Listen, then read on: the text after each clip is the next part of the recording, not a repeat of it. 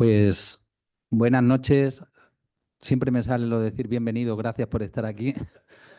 Pero yo creo que esa reseña ya se nos queda para los que algunos peinamos canas. Pero bueno, seguimos dando la bienvenida al Real Ilustre Colegio Oficial de Médicos de Sevilla en este octavo itinerario de medicina psicosomática y filosofía. Octavo significa que llevamos ya el octavo, 8 años, y la verdad es que se pasa volando, ¿no? Ahora hablarán el doctor Álvarez Romero, que tuvo la idea, con otros compañeros, él lo puede explicar, de hacer algo en este caso el profesor Rodríguez Valls era también, de hacer algo de medicina y filosofía. Y yo cada vez estoy más convencido de que realmente es importante en una sociedad en la que estamos, bueno, pues deshumanizándonos a pasos agigantados simplemente por la técnica, que es necesaria, valiosa y sirve de mucho, pero siempre y cuando no sustituya a lo que es la persona. Entonces, llevamos 8 años, el octavo itinerario de medicina psicosomática y filosofía, persona, comunicación y salud. Ese es el tema que tenemos este año.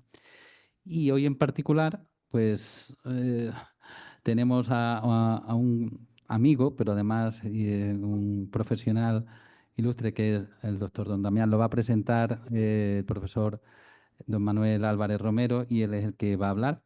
Pero el tema de hoy nos parece especialmente importante. A ver, comunicación en la familia. Si hay alguien que este tema no le parezca importante, yo creo que ya va a tener problemas más pronto que tarde, porque es un tema que a todos nos atañe y que realmente se puede solucionar o no. Nos vamos a enterar a ver qué dice don Damián. Él nos va a dar una serie de pistas y yo por mi parte, pues simplemente avisar que el mes que viene, dentro de un mes, el 20 de marzo, tendremos una nueva sesión con el doctor don José Pérez Bernal, que es el responsable, vamos, un director general de temas de trasplante del RICOMS, de nuestro Colegio de Médicos, también es directivo del Ateneo, y él va a hablar de la comunicación en el mundo de los trasplantes. Eso será el mes que viene, el día 20, justo, el 20 de marzo. Mientras, pues yo les voy a dejar con muy buena compañía, como en principio la presentación la va a hacer el doctor Álvarez Romero. Decíamos que quien organiza esto, bueno, pues yo estoy aquí en nombre del Colegio de Médicos para darles la bienvenida a los que han venido presencialmente y a todos los que nos escuchen por vía telemática. Pero el Colegio de Médicos, la Dirección General de Salud Mental, lo organiza junto con la colaboración de la Sociedad Andaluza de Medicina Psicosomática, cuyo presidente es el doctor don Manuel Álvarez Romero, y es al que yo le voy a ceder la palabra para que haga la presentación de nuestro ponente. Les dejo con él. Pero tú no te vayas, ¿eh? Te estás despidiendo como si fuera a ir a por tabaco, ¿eh? Bueno, voy en representación de la situación sanitaria actual con mi catarro habitual y típico en el momento, está a la moda. Damián Martín Rubio es uno de los mejores amigos que yo he tenido y tengo en la vida. Hemos tenido muchas aventuras juntos, profesionales, de amistad, de cultura, etcétera.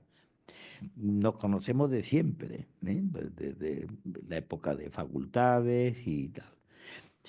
Estudió en Sevilla, ¿eh? Es sevillano, nato, aunque tenga antecedentes más impuros, pero es de Sevilla. Y todos sus hermanos creo que han nacido en Sevilla. Se graduó en medicina por los años 80 y muy pronto, enseguida, empezó a trabajar en mi consulta y ahí se formó en muy buena parte de lo que fue creciendo y aprendiendo medicina psicosomática, medicina familiar, etcétera. Mm, tiene una afición pues, muy amplia dentro del campo de la medicina, porque aprendió muchísima medicina interna, aprendió muchísima medicina psicosomática.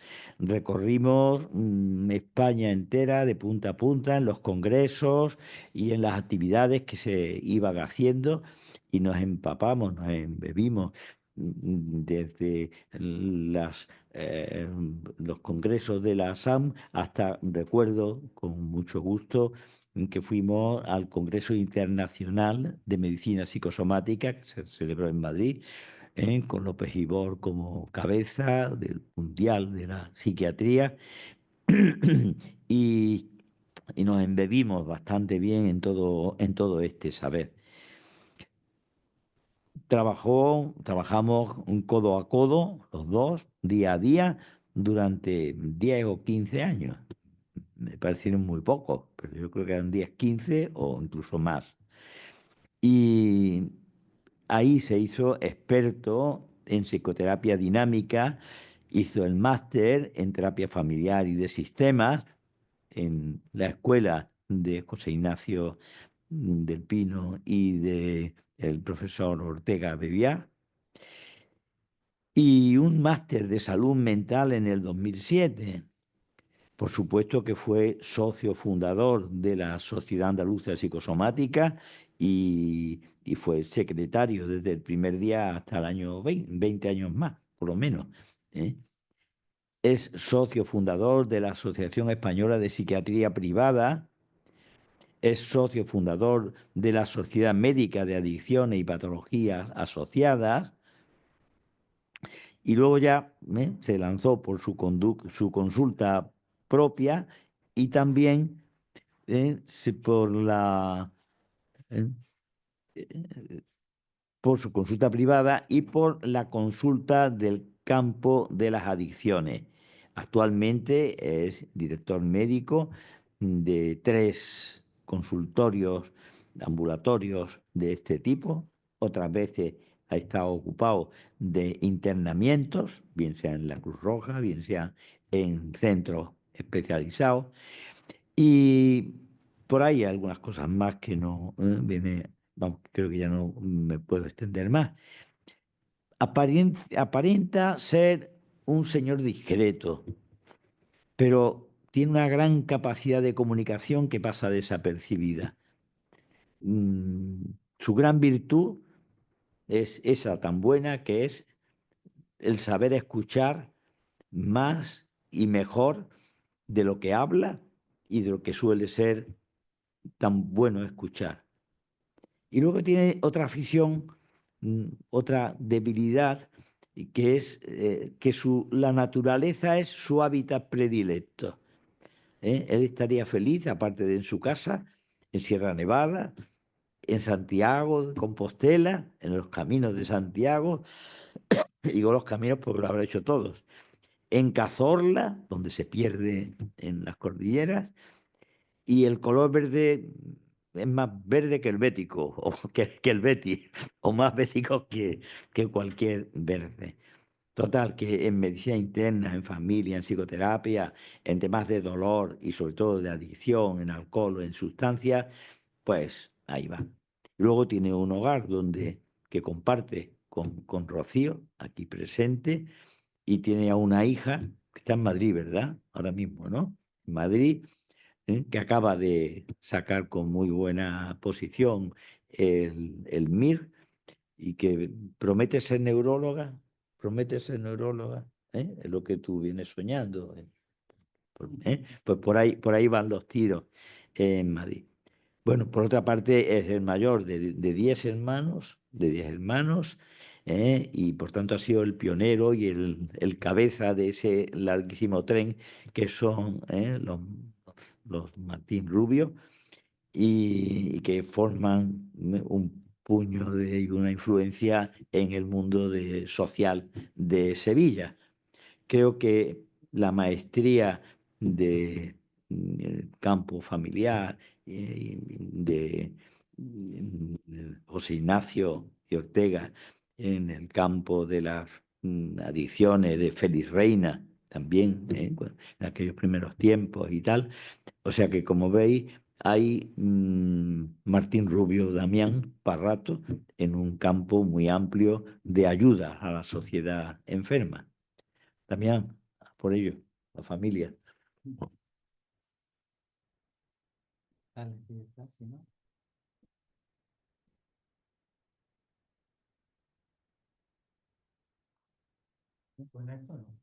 Toma, copete.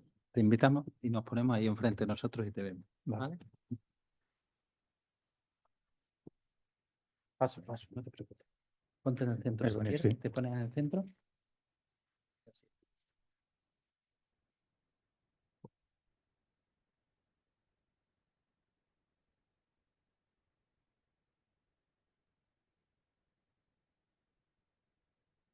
Bueno, ¿cuánta gente hay visualizando esto?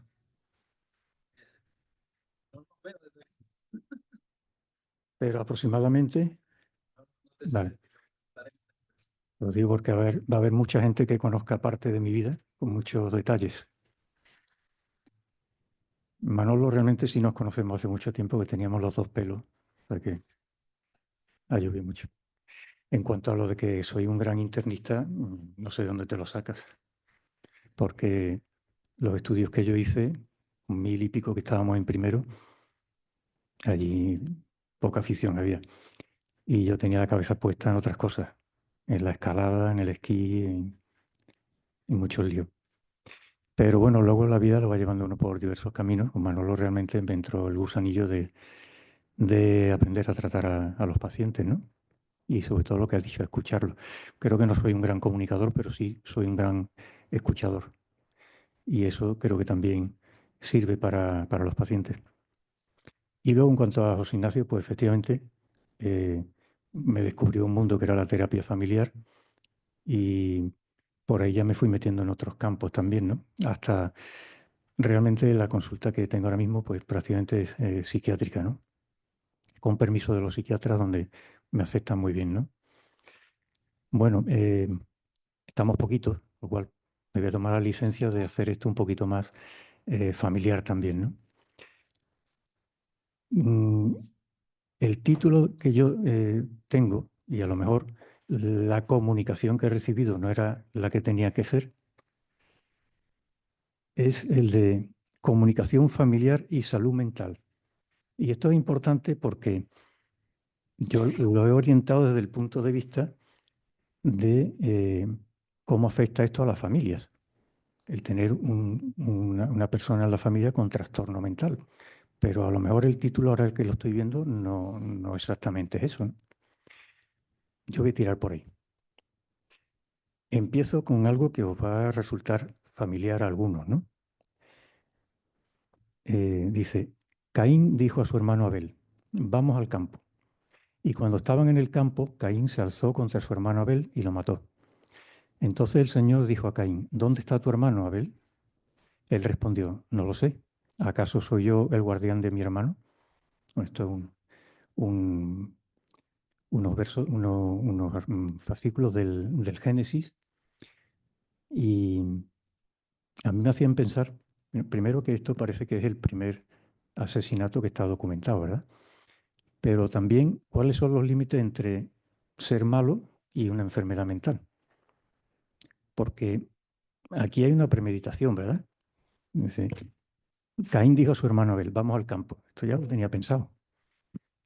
Y luego, además, hay como una chulería, ¿no? Es decir, ¿dónde está tu hermano Abel? Y él respondió, no lo sé. ¿Acaso soy yo el guardián de mi hermano? ¿Yo qué tengo que ver con esto? ¿No?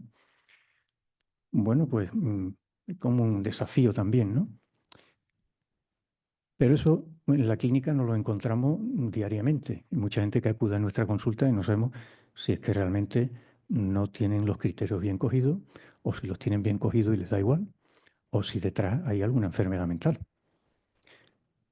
Por tanto, esto sería lo primero, ¿no? Yo he tomado algunos conceptos del diccionario, de la Organización Mundial de la Salud, de varios sitios, para intentar primero aclararnos qué es cada cosa, ¿no?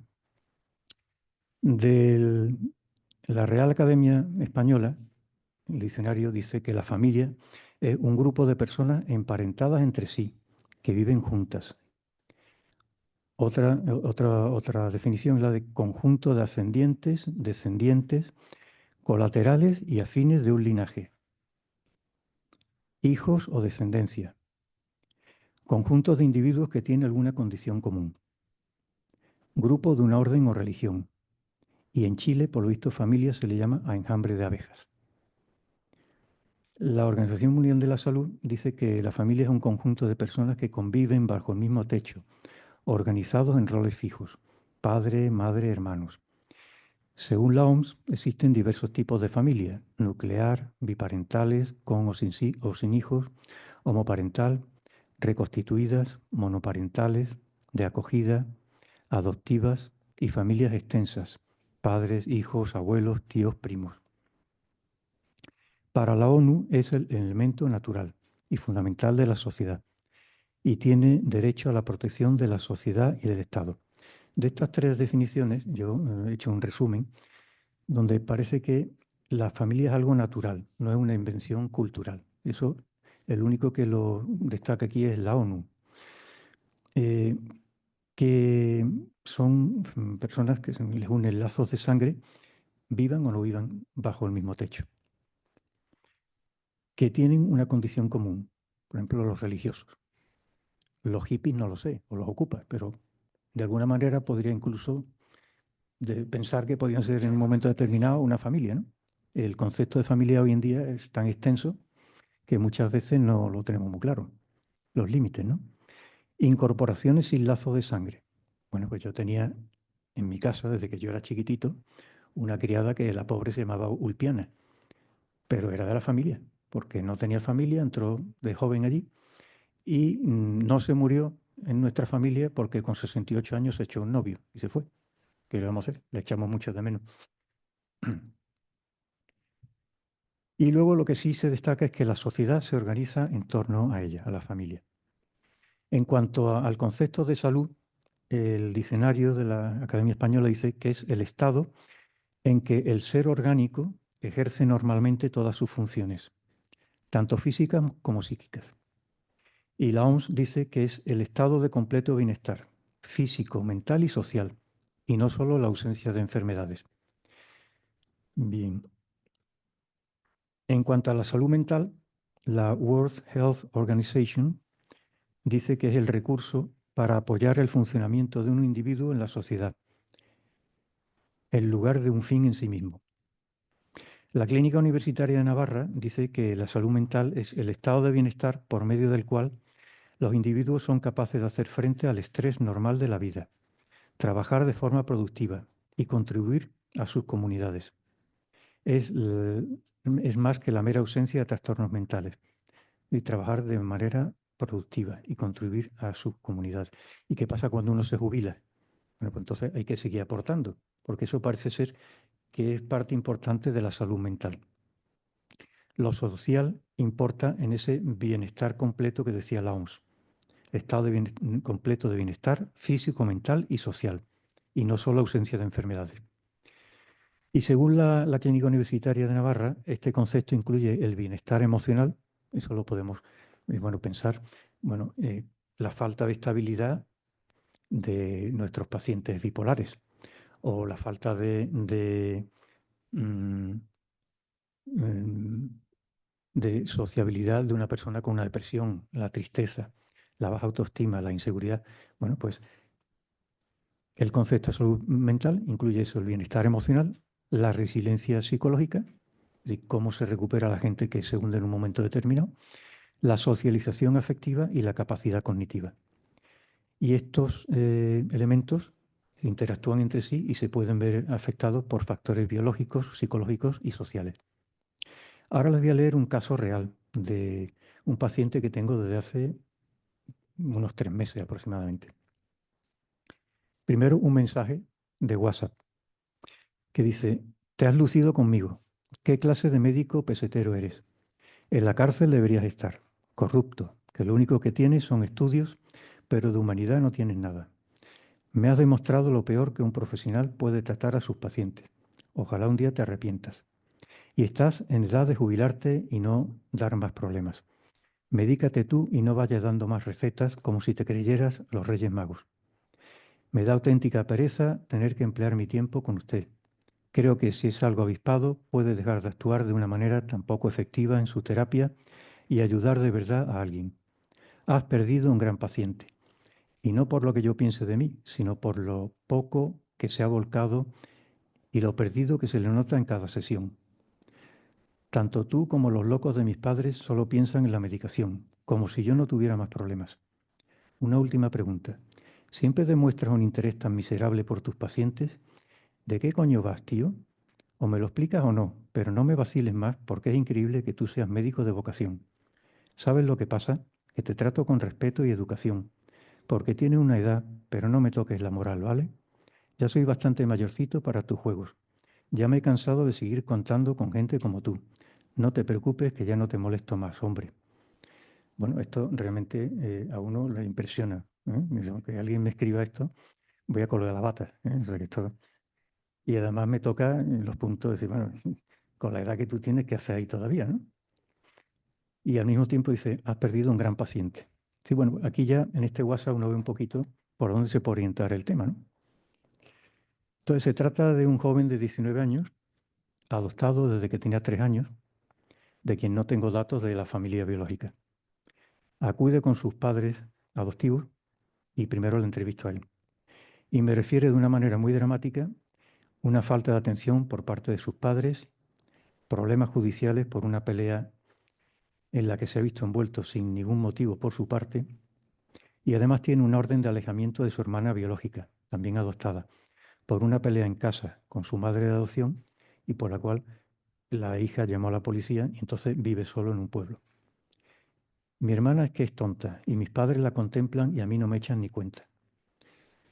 Le pedí permiso para hablar con sus padres y decían que estaban desesperados, que era un niño conflictivo desde los 13 años a partir de consumir alcohol y cannabis durante varios años. Estuvo ingresado en un centro durante 3 meses y siguió consumiendo porros esporádicamente. Ahora no consume desde hace un año aproximadamente. Ha pasado por varios colegios siempre de manera inadaptada y le han tratado psicólogos y médicos con escaso beneficio. Actualmente acude a casa cuando la hermana no está. Acude de manera irregular a clases de FP. Es agresivo en la relación familiar, rompe objetos, insulta, empuja, amenaza. Cuando rompe un móvil exige tener otro. Bueno, la salud mental de la familia también se resiente.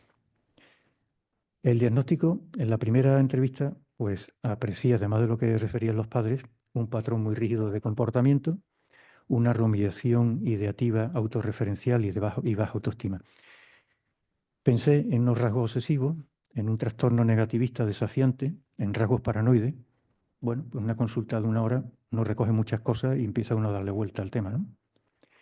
Y a la espera de una nueva cita, pues le mandé un antidepresivo, una paroxetina a dosis de 20 miligramos. Se sintió aliviado, en el contacto telefónico me lo comentó, porque era la primera vez que alguien me escucha y me comprende. La primera consulta no fue nada violenta, sí fue muy dramática y muy exigente, ¿no? Eso dijo en la despedida con sus padres en esa primera consulta. Y a los padres les aconsejé sobre todo que no confrontaran. Bueno, escucharlo mucho, intentar hacer preguntas de cómo es que se ha llegado a esa situación, por qué está tan sensación de abandono, etcétera, ¿no? A los 15 días había mejorado la autoestima y la relación familiar era algo menos conflictiva. La mejoría se mantuvo con episodios más distanciados y menos violentos durante 2 meses. Luego volvió a su patrón habitual. Nos vimos mensualmente, con llamadas semanales con sus padres y con él cada 15 días. A los 2 meses añadí, con bastante oposición por su parte, no quería tomar ningún medicamento, los que tienen que tratarse son mis padres, es lo que decía, un antipsicótico, un poquito de quetiapina a bajas dosis, 25, que usó durante 2 semanas sin mejoría y dijo que ya no tomaba más, ¿no? Abandonó toda la medicación al cabo de ese tiempo y comenzó a insultarme por teléfono, demandando una atención más eficaz e intervencionista y culpabilizándome a mí y a sus padres adoptivos de su conducta desadaptativa. Es decir, yo soy consciente de que hago barbaridades. Rompo el móvil, insulto, empujo a mi madre, pero es que es lo que se merecen, porque es que no os dais cuenta de lo que estoy sufriendo. Los padres me refirieron, a pesar de todo esto, con el paso de los meses, que yo era el único profesional, a pesar de su agresividad, con el que se había sentido escuchado. Su padre actualmente está de baja por depresión y se relaciona muy poco con él. Y su madre sufre repetidos insultos y es la que la acompaña en sus necesidades materiales. Por ejemplo, ahora se ha operado una fascitis plantar y es la que la lleva, el que le compra, hace la compra, etcétera, ¿no? Y estoy viendo que conmigo sigue el mismo patrón de conducta que con sus padres. Es decir, una agresión, un alejamiento, luego un acercamiento, petición de ayuda y de atención y vuelve a empezar el ciclo otra vez, ¿no? Entonces, si me podéis ayudar, porque mi diagnóstico está un poco dividido. No sé si es un trastorno negativista desafiante o un trastorno límite de personalidad. A lo mejor otra cosa, pero yo creo que van por ahí, ¿no? Y la semana pasada accedió a una medicación neuroeléctrica intramuscular mensual. Bueno, ya es algo, ¿no?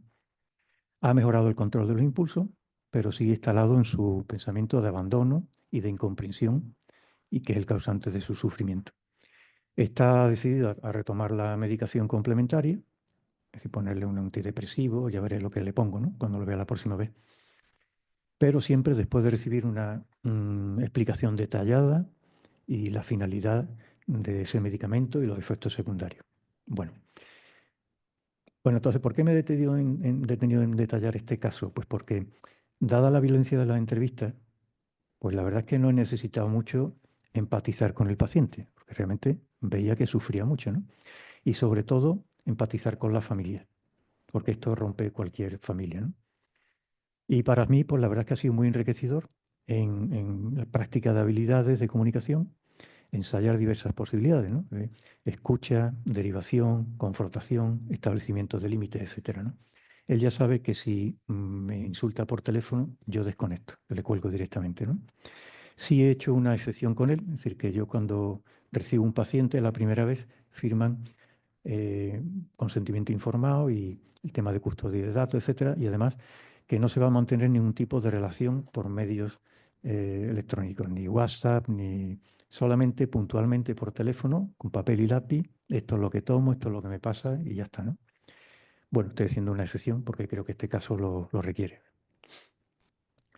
Entonces, los numerosos malentendidos que surgen en la familia, creo que no se trata solamente de lo queremos o no queremos a ese familiar, sino que hay que aprender habilidades de comunicación. Y esos malentendidos que se dan dentro de la familia muchas veces surgen de un pequeño error en la comunicación que luego muchas veces causan un mal ambiente se eternizan, ¿no? Entonces, lo primero es que tiene que haber una conexión. Si no hay ese cariño, ese afecto entre los que están en la familia, es muy complicado. Eso lo podemos ver perfectamente en la política, ¿no? Cómo se va a entender esta persona A con esta persona de este partido B, ¿no? Si es que se ve que se odian, ¿no? Aunque estén sentados en el escaño uno al lado del otro, ¿no? Bien. Y luego, esas habilidades en la comunicación, que hay que aprenderlas, ¿no? En ese sentido de la conexión, creo que hay un libro muy interesante, que es un libro religioso, pero que tiene mucha psicología, que se llama El poder oculto de la amabilidad. Es de un tal Lovasic. Si alguno entiende de fútbol, creo que hay un jugador que se llama Lovasic, para que se le quede, ¿no? ¿No? ¿Puede ser? Creo que sí. Entonces, El poder oculto de la amabilidad, de la editorial Patmos. Bueno, al empezar a trabajar esta ponencia, pues digo, bueno, pues, ¿cómo funcionan las familias? Vamos a tener una referencia, vamos a ver lo que es una familia, lo que es la salud, lo que es la salud mental. Pero, ¿qué es una familia realmente para que funcione bien? ¿Qué premisas se tiene que dar, ¿no? Bueno, pues las familias unidas y afectuosas son aquellas en las que se favorece una comunicación abierta y espontánea entre los padres e hijos como consecuencia de las conductas aprendidas. Cuando vemos en la consulta a una persona que tiene dificultades en la familia y uno dice, bueno, pues sus padres se comunicaban a gritos y él ahora con su mujer tiene una actitud parecida. Bueno, pues que eso depende, eso son las consecuencias de las conductas aprendidas en casa. Eso es fundamental.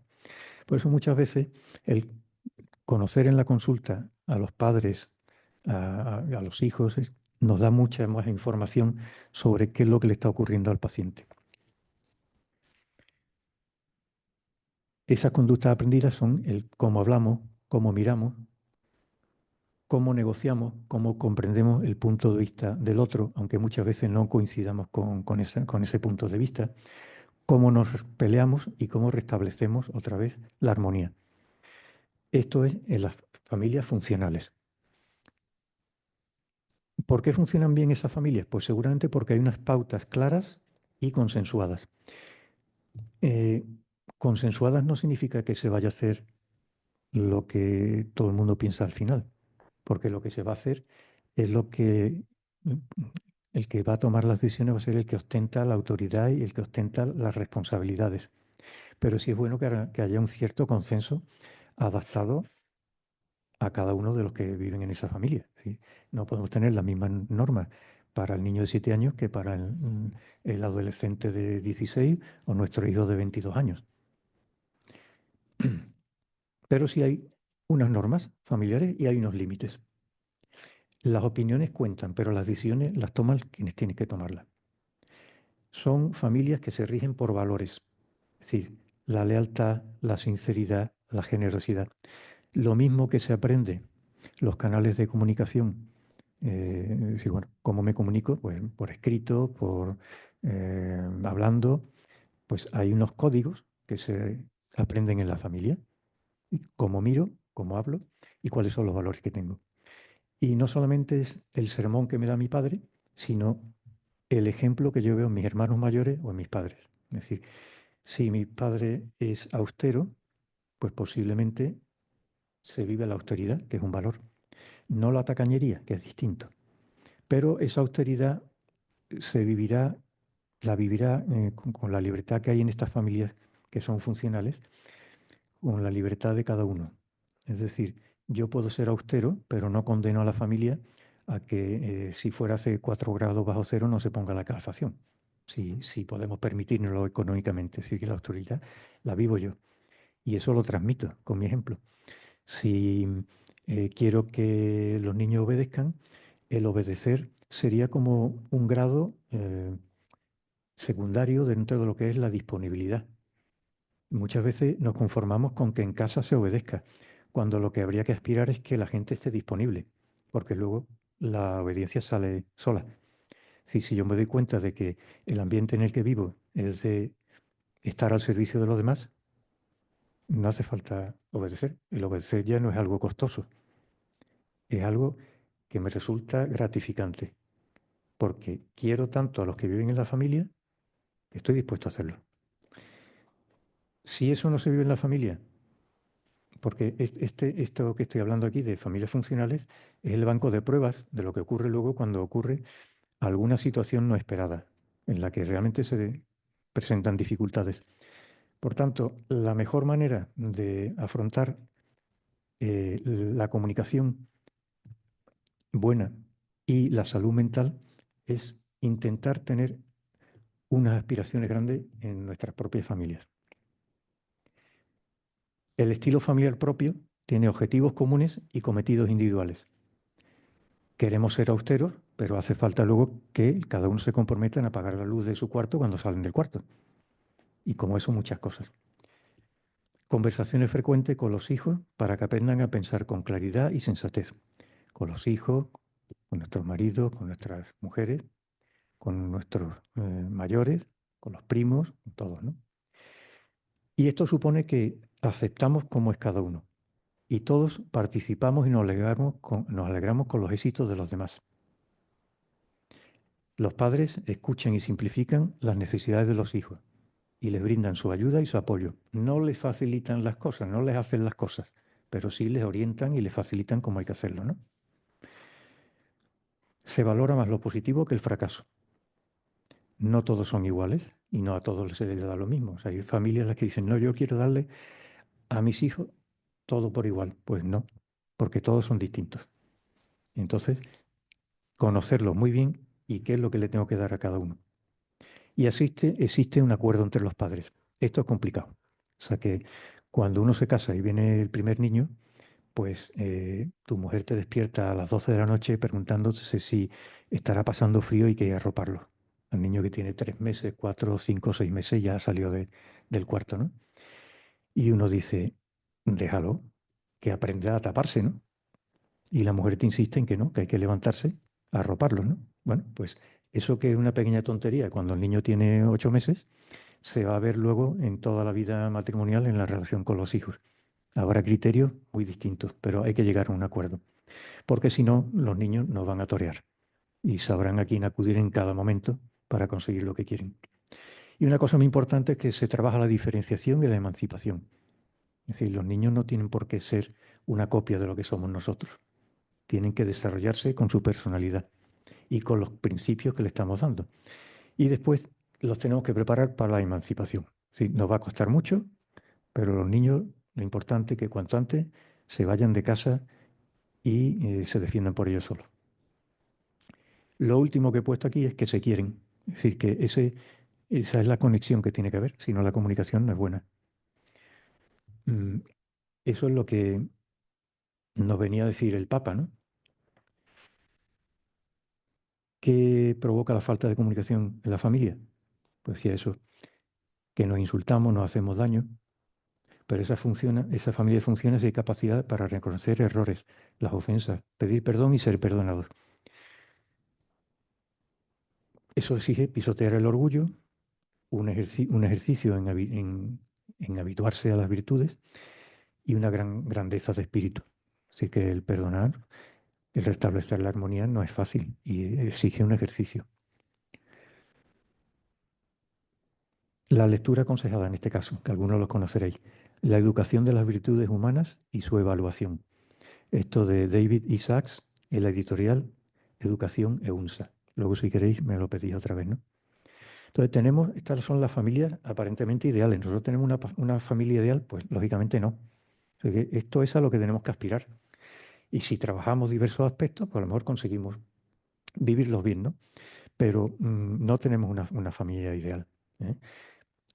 Hay un libro que yo siempre lo cito, que es de Fernando Alberca, que dice, todos educamos mal, pero algunos lo sabemos. Pues esto es muy importante también. Si nuestras familias no son ideales, pero tenemos que saber cuáles son los puntos en los que tenemos que mejorar. Y luego recuerdo otro libro, que para mí fue un tostón, pero el título era muy sugestivo, que era Con el amor no basta, que significa que nos queremos mucho, pero si no nos entendemos, si no tenemos una buena comunicación, es que eso se va a romper a nivel de pareja y a nivel de relación con los hijos. Bueno, pues esta es la base sobre la que tenemos que ver si seremos capaces de asumir los retos que supone tener un paciente con trastorno mental en nuestra familia. Y seguramente todos lo hemos tenido, los tenemos. Tenemos a la madre que ha estado con Alzheimer 8 años, o tenemos al hermano que tiene Asperger, o a una persona que ha tenido un accidente y se ha quedado parapléjico, ¿vale? Entonces, familia y enfermedad mental. ¿Cómo se debe reaccionar frente a un familiar con problemas de salud mental?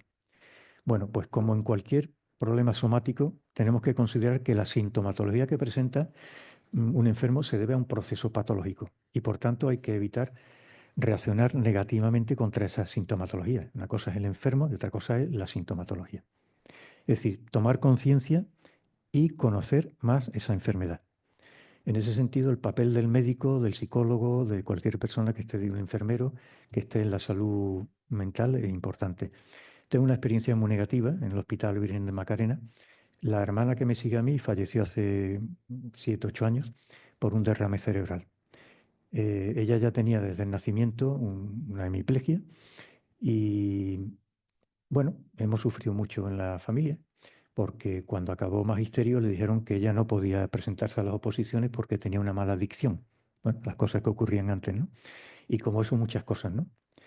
Pero, sin embargo, lo que en principio podía ser algo desgraciado, tanto esta como el noveno hermano, que tiene a raíz de una meningitis, algo parecido a un autismo, han sido el pegamento que nos ha mantenido unidos, ¿no? Entonces, lo primero que hay que ver es, este está enfermo, no es que sea torpe, tonto, malo o desagradable. Y luego conocer más acerca de esa enfermedad, ¿no? Y digo que la experiencia negativa fue porque en ese derrame cerebral tuvimos una comunicación pésima, malísima, pobre y desagradable con los médicos que nos atendieron, ¿no? Yo nunca me doy a conocer. No digo que soy médico y espero a ver qué pasa, ¿no? Luego ya intervengo. Pero no nos dieron ninguna información sobre cómo había que tratarla. Bueno, está en un estado vegetal y nos comunicamos con ella y eso lo descubrimos nosotros porque podía abrir y cerrar un ojo, ¿vale? Lo abres una vez, un sí, lo abres 2 veces, un no, ¿vale? Pero es que solo nos tenían que haber dado algún tipo de orientación, ¿no? Entonces eso en la familia es importante, es decir, ¿qué le pasa a este familiar enfermo? ¿Qué expectativas tengo? ¿A qué me voy a enfrentar? Porque eso es fundamental para abordar los temores que tenemos y prepararnos. Y sobre todo para establecer una buena comunicación dentro de la familia, entre los familiares. Tomar conciencia y aprender sobre esa enfermedad. Sí es verdad que muchas veces los pacientes que vemos en la consulta a veces saben bastante más de la enfermedad que nosotros, ¿no? A mí me hablan, veo qué antecedentes personales tiene y me nombran unas enfermedades rarísimas de las que le tengo que decir, no estuve en esa clase o no existía en ese momento esa enfermedad, ¿vale? Y me lo explican ellos, ¿no? Lo cual, digo, y para la próxima vez tendré más información sobre esto. Bien. A nivel del grupo familiar, pues hay que aprender que tenemos que vivir con ese paciente el duelo que está pasando. Tiene una pérdida y esa pérdida nos afecta a nosotros. Y también un proceso de aceptación de la enfermedad. Esto no es fácil, ¿eh? Esas pérdidas.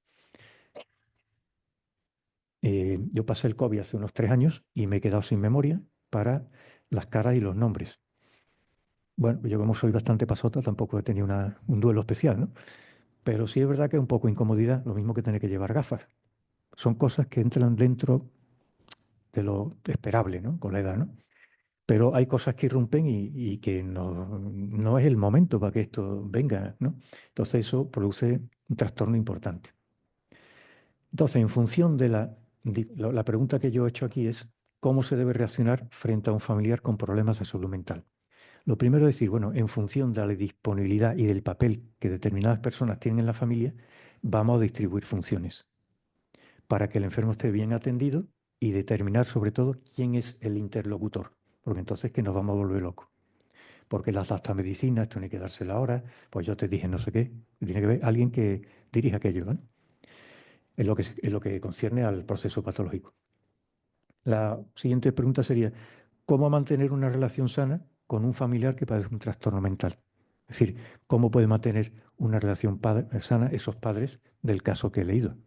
Pues yo creo que es imposible.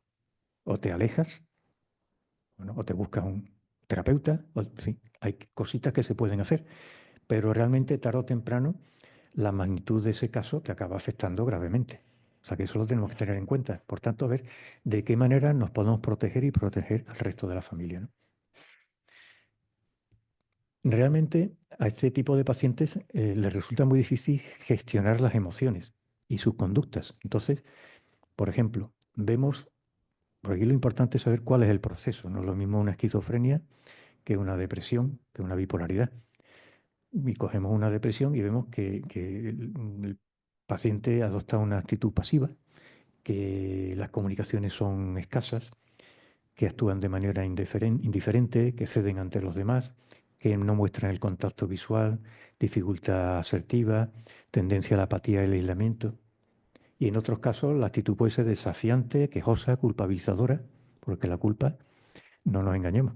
El centro de la atención de la familia va a estar centrado en ese enfermo, que es capaz de crear alianzas, de crear mm, grupitos de lucha contra otros grupitos dentro de la familia, de crear culpabilidades. Entonces, hay que estar muy atento a eso. Por tanto, lo que más puede ayudarle al paciente muchas veces es conocer la naturaleza del proceso. Es una depresión, es una bipolaridad, ¿vale? Pues ya más claro, ya sé qué es lo que puede ocurrir aquí, ¿no? Y es importante que la familia y el paciente comprendan bien el diagnóstico, el pronóstico, las expectativas y los modos de actuar concretos. ¿Qué hacemos si tiene un síndrome de abstinencia y le da un ataque epiléptico? Pues hay que llamar a tal persona, hay que meterle vía rectal, no sé qué, lo que sea, ¿no? Pero esa comunicación la tiene que tener clara la familia. Aprender sobre esa afección ayudará a fortalecer la relación y a dejar de lado cualquier tipo de culpa o de creencia falsa sobre la misma. Hay que esforzarse en separar a la persona de la enfermedad y centrarse en las cosas que le gustan. Escuchar atentamente y pedir escuchar su punto de vista. Hablar de forma que se sienta segura para poder expresar lo que siente. Es decir, el enfermo muchas veces se bloquea ante lo que le está ocurriendo, que para ellos en ocasiones es una sorpresa, algo inesperado. Y bueno, pues eso, la persona, recuerdo un paciente que tuvo un síndrome de abstinencia a las 2 semanas de dejar de beber. Y la perplejidad que mostraba era tremenda. Estaba en la consulta como viendo cosas que tú decías que estaba incómodo, ¿no? Y decías que estoy escuchando una música muy guapa, decía el tío, ¿no? Y, y digo, ¿y qué más? Dice, pues mis amigos están ahí. Digo, ¿dónde? Era un ascensor que había detrás mía, yo no veía, porque había una pared. Pero ¿dónde van? Dice, ahora van para arriba, ¿eh? Pero él se daba cuenta de que eso era imposible. Es decir, si no le explicas lo que le está ocurriendo, piensa que está loco, los demás no le van a entender, no quiero decirlo porque no sé qué. Entonces, el explicarle exactamente cuál es la naturaleza de su enfermedad facilita que exprese sus emociones, que pregunte, o sea, ¿cuál es tu punto de vista? Bueno, estar abiertos, preguntas abiertas, ¿no? Y al escuchar además, pues conseguimos información, reducimos las tensiones, descubrimos las falsas expectativas, transmitimos interés y ganamos confianza. La escucha y la empatía. Entonces, al empatizar, sería bueno no hacerlo de una manera inespecífica. No, ya te entiendo. No, no, no. Vamos a concretar. Entiendo que te encuentres tan mal por eso que te está ocurriendo. Porque el paciente no le sirve de nada. Vale, pues ya mejorarás. Pues no, hay que concretar un poquito. Y a menudo no es bueno ni dar una opinión ni dar un consejo, a menos que se solicite. Eso a veces inerva bastante al paciente. Mira, relájate, si esto no, es que no te lo han pedido, no se lo digas, ¿vale? Es más, pregúntale en todo caso, eh, ¿te gustaría que hiciéramos esto? ¿O qué te gustaría que, o cómo puedo ayudarte? ¿O qué te parece sí? Si preguntas abiertas, que no den por hecho la respuesta ya. Hay que respetar los silencios, mantener el contacto visual, cuidar el tono de voz que utilizamos y controlar su reacción. Hay que mantener la calma, porque cualquiera en su lugar seguramente nos sentiríamos mal y podríamos tener un momento de irritación o de malas respuestas, ¿vale? Intentar empatizar aunque no estemos de acuerdo con lo que nos dice el paciente, ¿no? No asumir que sabemos lo que la persona necesita, hay que preguntar. Y no imponer, hay que sugerir y ofrecer. Hacer algo con lo que disfrutemos los dos. Sí, estos consejos que cualquiera que tenga una cierta experiencia con los pacientes, que ya le haya dado varias vueltas, cómo mejoro yo la situación, seguramente lo está viviendo, ¿no?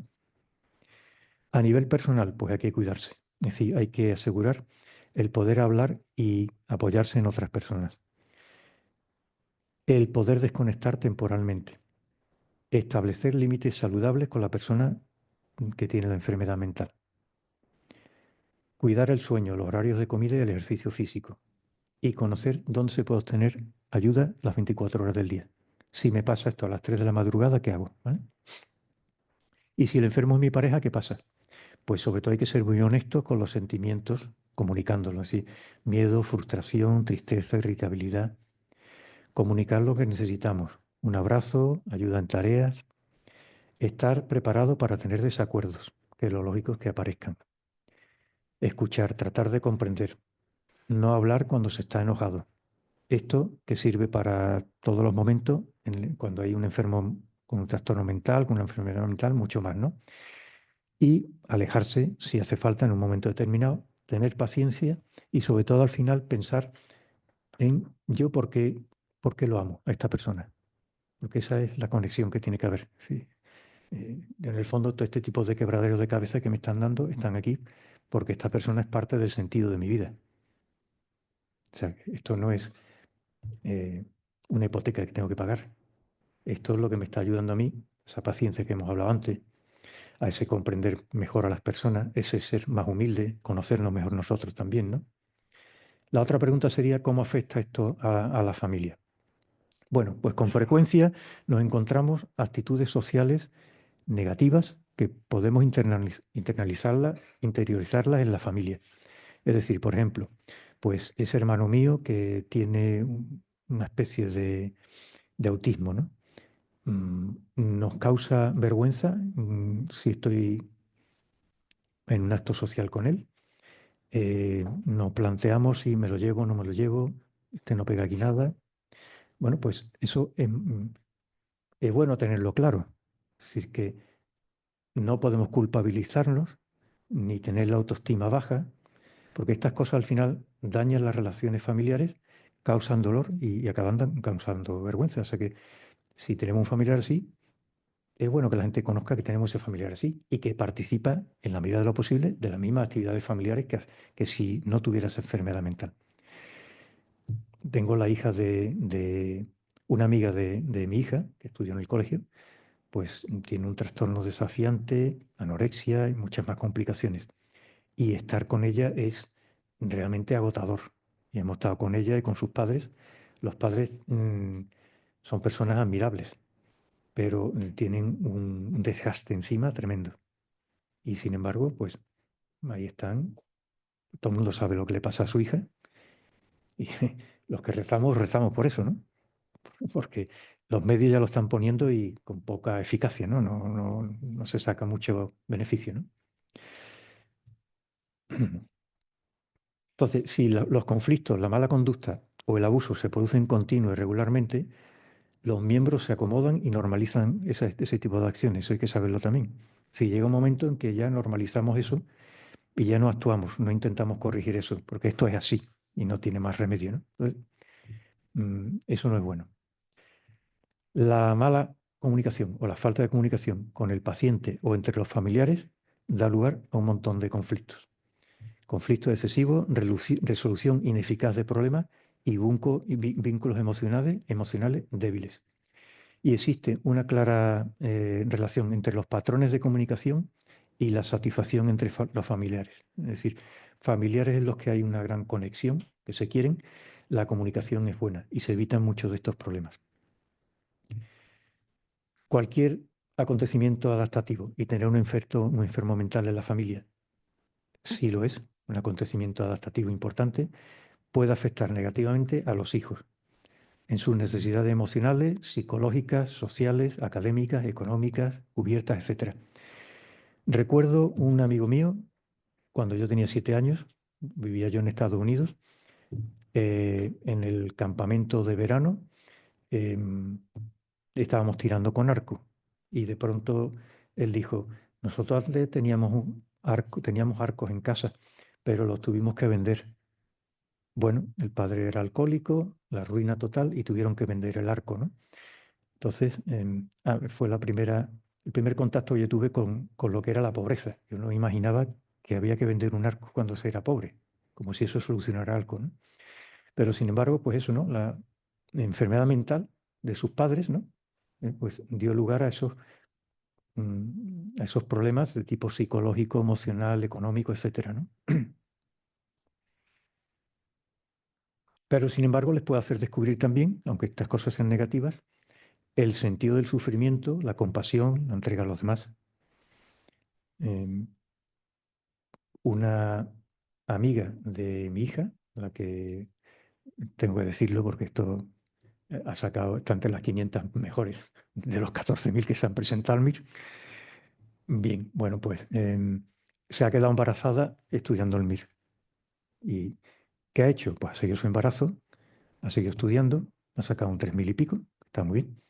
Y además se ha propuesto no hacerle ningún gasto a sus padres, ¿no? Bueno, pues una situación mala, en principio, ha hecho que esta mujer madure de una manera tremenda, ¿no? O sea, yo no me voy a quitar el niño de encima. Porque eso es lo que la sociedad habitualmente y muchas veces la familia también se intenta decir, esto es una complicación y nos lo vamos a quitar de en medio. Este niño, mira, a lo mejor es que pase más tiempo en la unidad de día, o que se ingrese, o que el abuelito lo va a meter en una residencia, o que aborte, ¿no? Pues en cambio, esta amiga de mi hija lo que hace es decir, voy a hincar los codos, lo voy a hacer compatible con mi niño, que ya ha nacido, y además esto no va a suponer un gasto para mis padres, a ver cómo me las arreglo, ¿no? Entonces, no es una persona neurótica, es una persona que tiene un problema y se crece. En la sociedad en la que vivimos hoy en día tenemos un problema y lo quitamos de en medio. Por tanto, eso también hay que verlo, que si este tipo de problemas en la familia, si no los enfocamos bien, nos hacen ser menos maduros, y si lo enfocamos bien, al final se encuentra uno con muchas gratificaciones. Bueno, ¿cuándo dejar a un enfermo mental? Esto en un momento determinado se puede plantear, ¿no? Pues fundamentalmente cuando hay una violencia que se convierte en peligroso para la integridad propia o de él mismo, y cuando no quiere tratarse a pesar de los costes que origina. Es decir, lo que hizo la hermana de mi paciente fue llamar a la policía, porque ya peligraba la integridad física, ¿vale? Lógico. Entonces, eso hay que planteárselo así. Pero no es lo mismo un bipolar que un depresivo, que una persona agresiva, que un adicto a algo, ¿vale? Por tanto, eso hay que tenerlo en cuenta. Pero sí es verdad que los que nos dedicamos a las adicciones, llega un momento en que hay que decirle o te pones en tratamiento o rompemos la baraja. Sobre todo cuando ya pesan amenazas serias, ¿no? Sí, bueno, pues que los de la mafia van a casa y amenazan con que vamos a rajar a tus hijos, o no sé qué. Está claro. Entonces hay que separarse de ahí, ¿vale? ¿Qué deben hacer las familias de una persona con trastorno mental? Pues es importante que mantengan el horario regular, es decir, intentar la normalidad tanto como puedan, realizando las rutinas habituales. Aprender a mantener la calma, canalizando y aprendiendo de las experiencias de cada día. Eso es un aprendizaje continuo, así que cuando uno se encuentra con esto la primera vez, pues dice, ahora, ¿cómo se orienta esto? Van pasando los días y uno tiene que ir orientándose, ¿vale? Detectar y verbalizar los sentimientos propios y del familiar enfermo, el rencor, el desconcierto, la ira, etc. Que sepan la familia y los que se encargan del paciente, que sepan y sientan que no están solas acompañando a la persona con trastorno mental. Esto tiene que ser una unidad familiar. Sea cual sea su situación, que estén informadas, escuchadas y valoradas para entre todos colaborar a la recuperación del familiar. Buscar asesoramiento y ayuda a las diversas asociaciones de enfermos mentales, todo es fundamental. Y convertir el por qué en un para qué, lo que ha hecho esta amiga de mi hija, ¿no? ¿Esto por qué me ha ocurrido? ¿No? Pues, ¿esto para qué me ha ocurrido? ¿No? Eso es lo que hace que uno crezca, ¿no? Entonces, dentro de este panorama que estoy planteando, hoy en día se suscitan grandes temores y preocupaciones por la situación mundial, por la falta de seguridad en este mismo país, y uno le gustaría que las cosas fueran mejor, pero a eso no llegamos.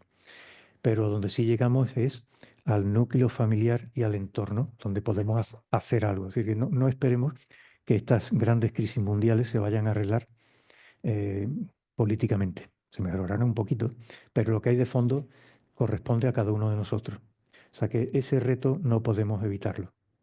O nosotros somos una pieza importante en nuestra familia, en nuestras amistades, en lo social, en nuestro trabajo, o estaremos quitándonos en medio de manera comodona, ¿no?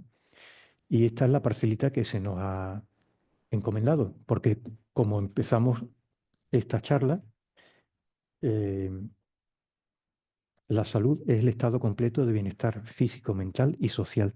Por tanto, la parcelita social que nos corresponde a nosotros la tenemos que trabajar. Y hasta aquí lo que yo quería decir.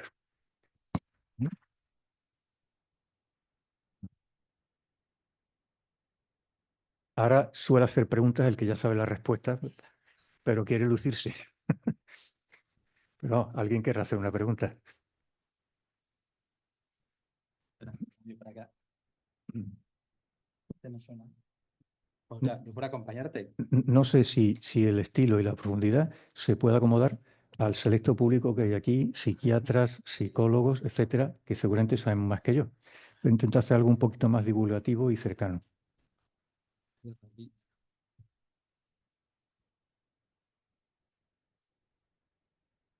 El micro, sí, mira. No, espera, está ahí, ¿no? ¿Lo vas Por tú? si queréis me hicierais preguntas en el... Sí, para pasárselo, ponlo aquí en medio y así nos ponemos los dos. Bueno, pues ahora viene la parte de las preguntas. Se me ha olvidado comentar antes que esta actividad está metida dentro del programa del doctorado de la Facultad de Psicología de la Universidad de Sevilla. Entonces espero que hayan podido, porque ha habido al principio un pequeño problema con el enlace que no era el que habíamos tenido inicialmente y se ha corregido. Espero que alguien haya podido oír algo. Sí, ahora sí. Sí, pues vamos a pasar a las preguntas. ¿Hay alguien que quiera hacer algunas preguntas? Mientras tanto, yo mientras tanto comento. Ya han visto ustedes que estamos hablando de comunicación en la familia. Hay tres grandes cosas que se pueden hacer con la familia. Con la familia se les puede ayudar a lo que sería, bueno, psicoeducar, que esto es psicoeducación, cómo funciona la comunicación en la familia, qué cosas se pueden hacer. Se puede hacer mediación familiar. La mediación entonces sería para un tema concreto, por ejemplo, pues lo típico, ha fallecido por desgracia la persona, los padres, y ahora los hermanos no se hablan en los últimos 20 años y ahora resulta que tienen que repartir la herencia. Pues un mediador se encargará de ver cómo se hace eso. Y la terapia de familia es otra cosa. La terapia de familia en realidad lo que hace es intentar poner las condiciones para evitar que existan esos conflictos, tanto que necesitan de la mediación como que pueden necesitar de la psicoeducación. La psicoeducación es fundamental hacerla pues, en lugares como este, ¿no? O en ámbitos públicos, para que la gente sepa cómo hacer las cosas, entienda, como muy bien ha explicado nuestro ponente. Entonces, a ver si yo ya, que yo me he enrollado un poco, pero estoy esperando las preguntas que digan ustedes, que alguien quiera. Ahí, mira, aquí ya van dos. Venga, mira, aquí la primera, la doctora. Muchísimas gracias, Dami. No se oye. Ah, vale. Que muchísimas gracias por, sobre todo por transmitir la experiencia, ¿no? Y en familias funcionales, disfuncionales, cuáles son los objetivos. O sea, es una charla eminentemente práctica, pues, desde mi punto de vista. Y yo te lo agradezco mucho porque yo no sé de psicoterapia, ¿no? Entonces, pues esto es de alguna manera también una enseñanza para mí, ¿no? Y solo una pregunta. En el caso, y además la valentía de hacer ese caso práctico y ponerlo aquí entre todos, ¿no? Pero quería preguntar, ¿qué pasa con el padre? Que el padre es un depresivo, ¿no? O sea, o tiene ya una depresión. ¿Qué pasa? Porque ese hijo con esos trastornos de alcohol, de heteroagresividad, que parece que ha sido manifiesta, ¿qué pasa cuando hay eso y el padre ya es un depresivo, está como aislado dentro de la familia, ¿no? O ha producido, o su alteración, la alteración del hijo, ha llevado a ese cuadro depresivo al padre, ¿no? Sí, No sé cómo se trabaja ahí. el cuadro depresivo es consecuencia de la enfermedad de su hijo. También, bueno, no explica aquí todo, ¿no? Pero la hermana adoptiva también padece una anorexia y también yo todavía no sé todos los entresijos, pero debe ser una persona compleja también. De manera que la rivalidad entre los hermanos es grande y no hay una buena sintonía entre ellos, ¿no? Pero el padre ahora necesita su tratamiento. Afortunadamente tiene un apoyo por ahora, mientras no entre en depresión, con su mujer y con su familia extensa. De hecho, este chico que vive en el pueblo, pues este fin de semana que han estado los padres allí, la madre es la que se ha relacionado con él, pero el padre ha ido con sus hermanos. Entonces ahí tiene ese apoyo. Y ahora mismo lo que está indicado es que esté un poquito apartado, porque es imposible la comunicación. Es decir, el emisor del mensaje y el receptor del mensaje ocurre como lo que yo mostraba en mi consulta. Lo que pasa es que yo no tengo ese vínculo emocional y puedo manejarlo de otra manera. A mí, de alguna manera, no es así, pero me entra por un oído y me sale por el otro. No me afecta de esa manera. Aunque sí lo tengo presente y he hecho una especial intervención con él, permitiendo cosas que no permito con otros pacientes, pero me interesa tener ese acercamiento que otros profesionales no han tenido. Ahora, a nivel del padre, aquí lo que hay que hacer es retirarlo durante una temporada. Primero que se ponga en tratamiento, que yo ahí no he entrado todavía, porque cuando me han comunicado que tiene la depresión ha sido hace unos días, y dicho, bueno, en la próxima consulta a la que van a acudir los padres y el hijo, porque el hijo ahora mismo está por los neurolépticos o lo que sea en esa fase de un poquito más de calma, vamos a ver cómo oriento yo eso, si lo puedo llevar yo, si lo lleva otro profesional. Pero aquí lo que está claro es que necesita un tratamiento que no tiene todavía, ¿vale?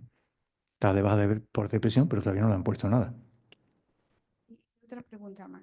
Cuando llega el hijo a la consulta con problemas, normalmente luego se llama a los padres, ¿no? Y se trata un poco la familia, el núcleo familiar en su conjunto. Pero ¿qué pasa si llega el padre depresivo? ¿Se hablaría con el hijo, que es el que está originando los problemas? Bueno, en mi experiencia, Porque entiendo que es una depresión reactiva, ¿no? sí, en mi experiencia no siempre se permite que los familiares entren en la terapia. Para mí es imprescindible, pidiéndole permiso al interesado, ¿vale? Y si yo no tengo los datos de los padres, que no me entero de lo que está pasando. Pienso que los padres son unos canallas con el sufrimiento que estoy viendo. Pero sin embargo, sí sé de casos, lamentablemente, con bastante frecuencia, que van a un psicólogo, a un psiquiatra, a un médico. No, no, tus padres no quiero yo saber nada de ellos. Me parece realmente asombroso. En este caso, la depresión es reactiva, está claro. ¿Mm? Y desde luego, siempre hablo primero con el interesado. Si el paciente es pequeño, primero hablo con los padres y luego intercambiamos. Es decir, el paciente pasa a la sala de espera y entran los familiares. Y si lo veo oportuno y da tiempo en esa primera consulta, nos reunimos todos y establecemos unas normas de funcionamiento, unas metas, etcétera. Pero viendo también la oportunidad que yo creo que en eso pueden apreciar también los familiares. Si el ambiente está muy cargado, igual hay que dejarlo estar. Porque cualquier cosa que tú introduzcas es empezar otra vez la confrontación, con lo cual tú vas a hacer esto y tus padres van a procurar tal. Tú pones las normas para que no sean ellos los que tengan que negociarlas porque no las van a negociar. Entonces pactan que vale, que te vamos a hacer caso. No sé si he respondido, porque yo muchas veces me enrollo y no respondo a lo que me han preguntado. ¿Puedo hacer otra pregunta filosófica? Ya. Sí, por supuesto. Dentro de todo esto, ¿qué sería en tu experiencia más importante? Porque es verdad que el amor no solo no es suficiente. ¿Sería más importante la comunicación que el amor? Muchas veces hace falta la comunicación para que se restablezca el amor que había al principio. Por eso, en el fondo es más Sí. importante la comunicación. Es que muchas veces los errores en la comunicación son los que llevan al desamor. Claro, digo, Entonces, por ejemplo, los problemas que yo he visto a lo mejor de infidelidad, se pueden arreglar incluso eso, porque hay una capacidad de perdón remontándose a ese amor primitivo que había. Si se puede recomponer eso mediante una buena comunicación, incluso eso se puede arreglar y vivir luego un matrimonio mucho mejor que el que había antes.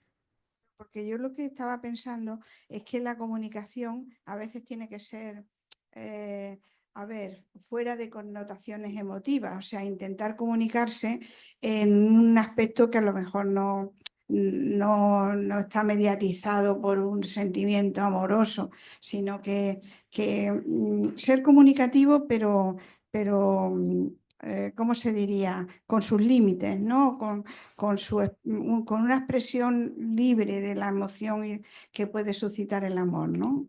Vale, libre de la emoción que puede suscitar el amor es posible, pero libre de emoción imposible.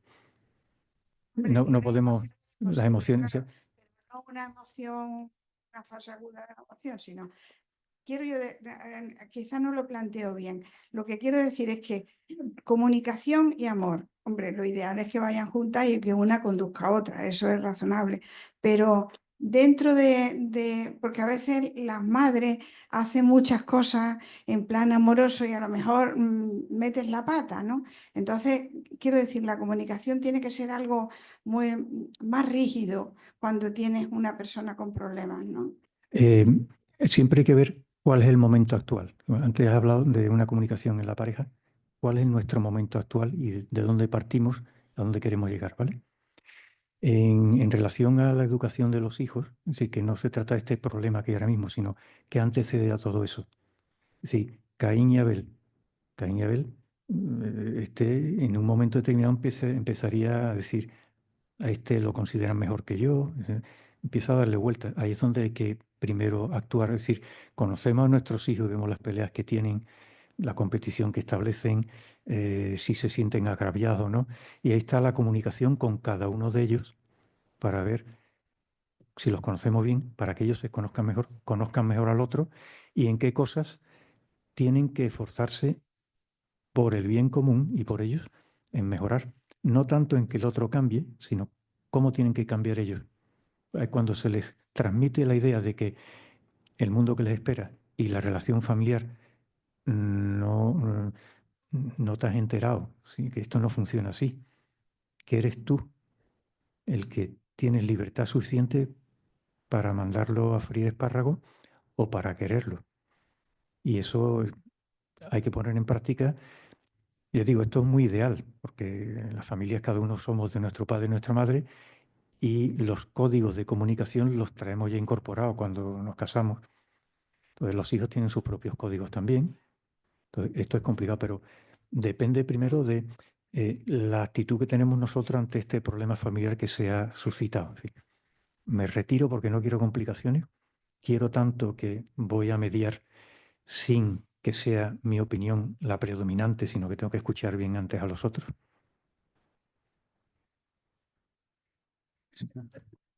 Bueno, pero esta es la gran aventura de nuestra vida, ¿no? Tenemos hasta las 9, ¿no? 9 en punto porque nos echan.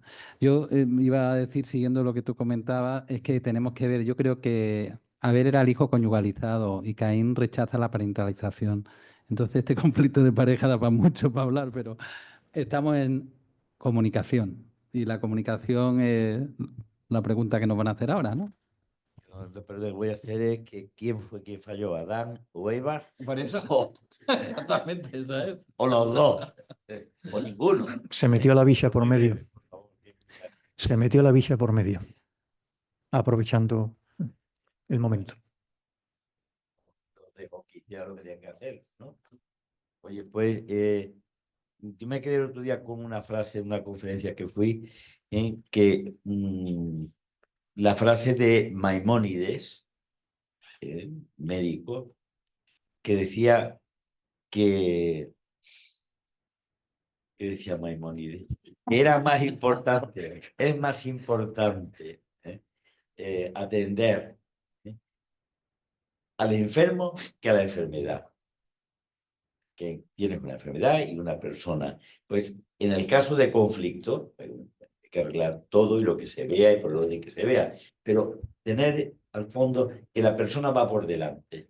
Esa antropología o esa medicina centrada en la persona, ese pensar en que es una persona y sus circunstancias, es fundamental para luego pasar, aunque se puede ir el fenómeno por la tangente, que hay un suicidio por medio, un riesgo de suicidio, o que hay un trastorno grave de personalidad, etcétera.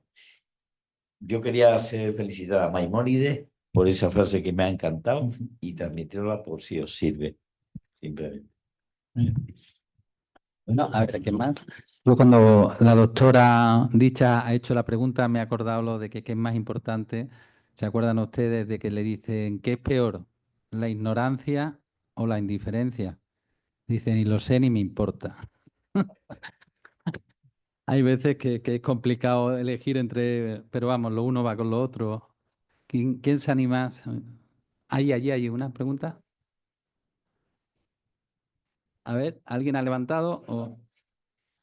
Ah, que estás tú. Yo creía que tú la estabas llevando. Te has puesto de pie. Ah, vale, creía que lo estaba llevando. Venga, pues ánimo.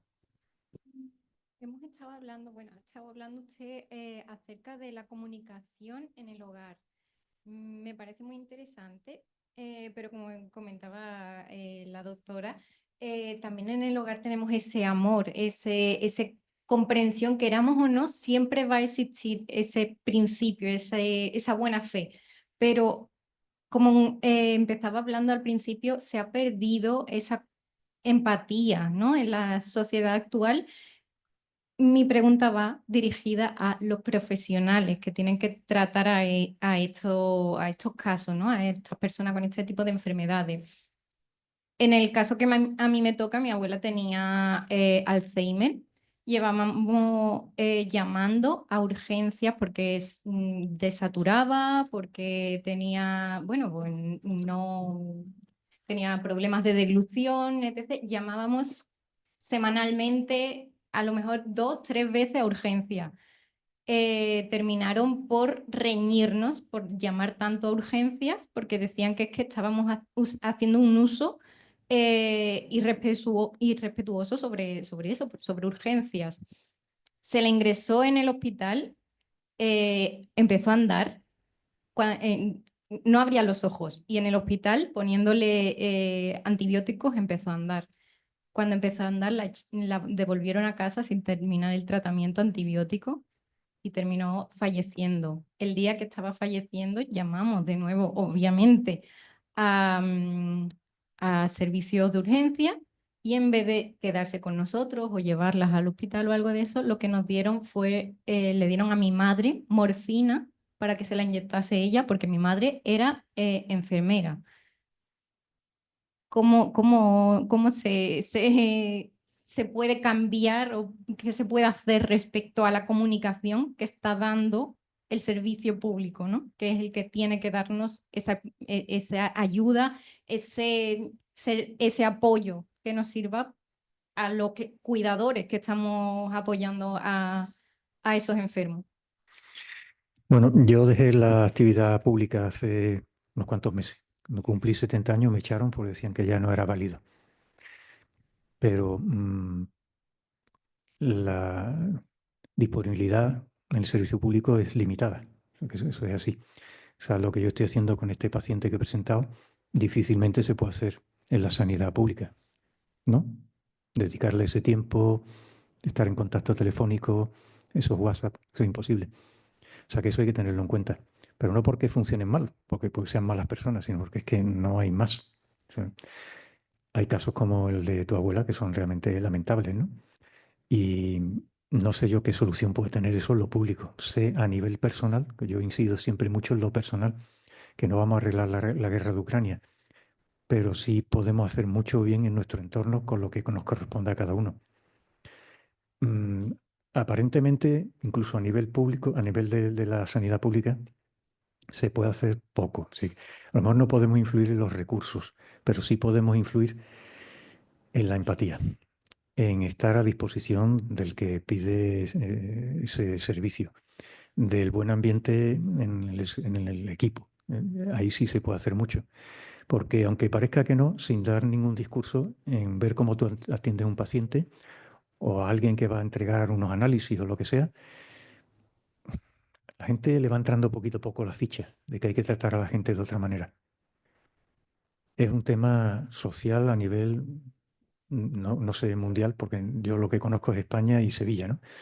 Pero sí se nota ese deterioro. Yo, bueno, lo primero, por supuesto, que lamentamos lo que le ocurrió a tu abuela. Eso es de entrañas de humanidad. Pero, a ver, en el sistema sanitario público yo trabajo en los dos.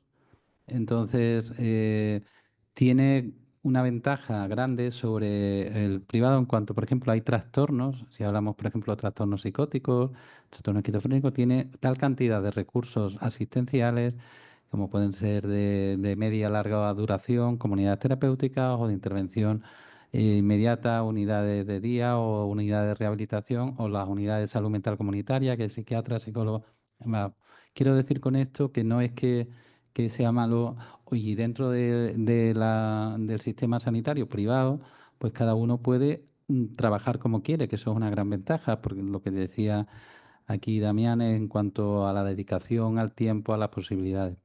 Yo diría que en este caso, más que por sistema sanitario de un lado o de otro, es por las personas que están. Y hay personas que van a ser igual, voy a decirlo, malaje en un lado que en otro. Es decir, se puede decir lo que sabemos, la presión asistencial en el sistema sanitario público es tremenda, pero eso no quiere decir que tengamos que deshumanizarnos. Y se pueden decir las cosas de muchas maneras y se pueden arreglar de muchas maneras. Nos quedaría un minutillo, si alguien quiere, venga, ahí vamos. ¿Eso tiene voz esto? Sí. Me tengo que acercarlo. Yo tenía mucho interés por el caso que ha presentado el doctor porque me ponía a pensar en la familia y las dinámicas que han podido existir en la familia y me hacía la pregunta de si la depresión del padre es previa a la anorexia nerviosa de la hija, si la anorexia es una manera de lidiar con el entorno emocional en la familia. Si luego o bien es una respuesta al al trastorno límite de personalidad del hermano. Y esto, pensando yo, el sistema, porque la primera pregunta que tenía, es lo difícil en salud mental es a veces que el paciente acceda al tratamiento. Es que no va ni a la consulta. Ese es el problema. Y luego hablaba usted muy bien de lo que une a la familia y la salud que eso proporciona, pero a veces la dinámica, la terapia familiar habría que valorarla más, porque para mí personalmente el problema es que el paciente no va a consulta, ¿no? Esa era la reflexión que hacía yo. Bueno, mi paciente ha venido, ha venido siempre a consulta menos una vez, que en uno de estos grandes cabreos no vino, ¿no? Pero la depresión es posterior. Posterior al diagnóstico del Sí, consecuencia de... es consecuencia de la actuación que está teniendo y además reciente. O sea que este hombre ha aguantado bastante. Ese ahora. Y en cuanto a la hija, todavía no, porque muchas de las consultas que hemos tenido a veces ha sido aguantar a esta persona para que no pierda más los estribos. O sea que ha sido consultas muy desafiantes, muy difíciles, donde al final ha salido bastante calmado. Pero claro, ahí se pierde mucho tiempo. Bueno, muchas gracias a nuestro ponente. Respondiendo brevemente antes de irnos, en terapia de familia no existe causalidad lineal. No es que vaya una primero antes que otra, es la causalidad circular y el paciente no es uno, se llama paciente identificado, pero el paciente es la familia. Entonces, bueno, pues a nivel práctico podemos decir esto va antes, pero en realidad lo que implica que en este caso que la familia era una familia que lo estaba pasando muy mal y que aquí el doctor Martín Rubio verdaderamente tiene una santa paciencia, una capacidad de escucha admirable y que doy gracias de que no me toca a mí. Yo creo que un aplauso para nuestro... Hasta el próximo día.